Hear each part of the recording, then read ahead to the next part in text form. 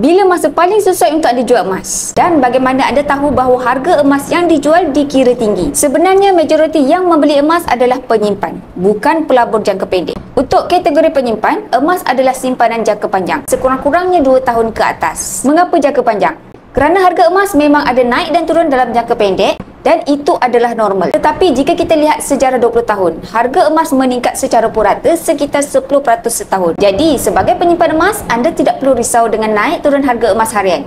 Fokus pada matlamat jangka panjang dan konsisten menabung emas sehingga cukup gram yang anda targetkan. Dan bila masa paling sesuai untuk jual? Bukan bila harga emas nampak tinggi hari ini, tetapi apabila matlamat simpanan anda sudah tercapai. Contohnya, jika anda nak menyimpan 100 gram emas untuk tujuan haji, maka bila tiba masa dijemput menunaikan haji, itulah masa untuk anda jual emas ini. Bagi yang berminat untuk mulakan simpanan emas bersama di Public Gold, anda boleh klik ni di bio saya atau rujuk pin video di profil saya, step daftar akaun Public Gold. InsyaAllah saya akan bantu guide sebaiknya.